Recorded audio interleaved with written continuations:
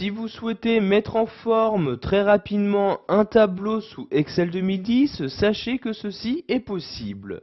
En effet, donc pour ce faire, vous devez tout d'abord saisir les données que vous souhaitez. Donc vous voyez ici, j'ai déjà différentes données d'insérer. Donc maintenant, si je souhaite mettre en forme ces données dans un tableau, je vais me rendre donc bien ici dans le menu Accueil, puis dans le groupe Style, je vais cliquer ici sur Mettre sous forme de tableau. Vous avez donc maintenant ce menu-ci qui s'ouvre.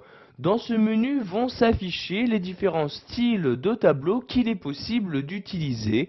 Donc vous voyez ici des styles avec des couleurs claires, des couleurs donc à nuance moyenne ou des couleurs ici foncées. Donc nous allons par exemple ici prendre d'un des tableaux avec une couleur claire. Je vais par exemple ici prendre celui-ci. Je clique donc dessus. Vous allez devoir maintenant choisir donc de quel tableau il s'agit. Donc comme vous pouvez le voir, celui-ci a pour l'instant été automatiquement retenu par le logiciel. Mais si je souhaite par exemple ne pas insérer cette colonne-ci dans mon tableau, donc je vais donc ici resélectionner mon tableau, je clique donc ici dans cette partie-là, et je fais la sélection de mon tableau. Donc je clique ici, je maintiens le clic de ma souris, et je vais donc sélectionner donc le tableau, le nouveau tableau que je souhaite créer. Donc par exemple ici, je vais exclure la dernière colonne. Donc ici, je fais mon tableau comme ceci, je lâche donc le clic de ma souris, je reclique ici sur ce bouton-là comme ceci. Donc si vous souhaitez que votre tableau comporte des en-têtes, donc vous voyez ici par exemple, ici comme c'est le cas ici, vous cochez bien cette case-là et vous cliquez sur OK donc pour mettre sous forme de tableau donc vos cellules. Donc vous avez donc maintenant votre tableau qui a été créé, donc vous voyez ici, je le désélectionne comme ceci. Donc vous pouvez voir ici par exemple qu'il se trouve bien donc en haut une ligne d'en-tête.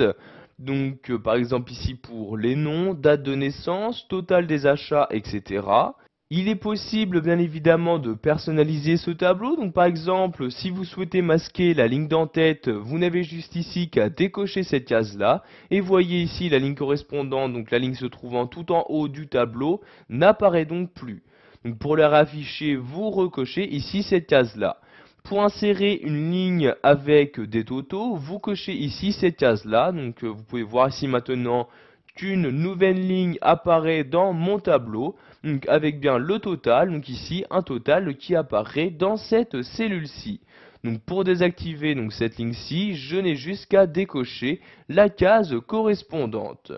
Maintenant, nous allons remodifier le style de notre tableau. Pour ce faire, je reclique ici sur Style rapide comme ceci.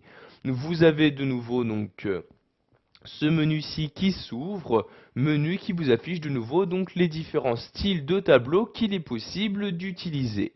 Je vais par exemple cette fois-ci utiliser celui-ci. Donc vous voyez, si vous laissez votre souris sur un style, vous avez maintenant l'aperçu qui apparaîtra directement sur le tableau de votre document.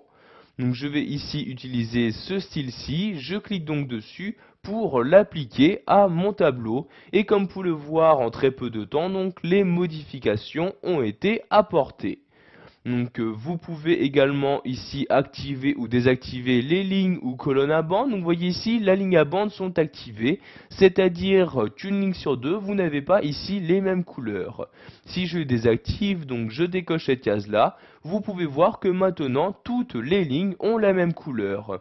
Donc je vais ici par exemple choisir d'utiliser les colonnes à bande. Je coche donc ici colonne à bande comme ceci. Et vous n'avez donc maintenant plus les mêmes couleurs entre les différentes colonnes.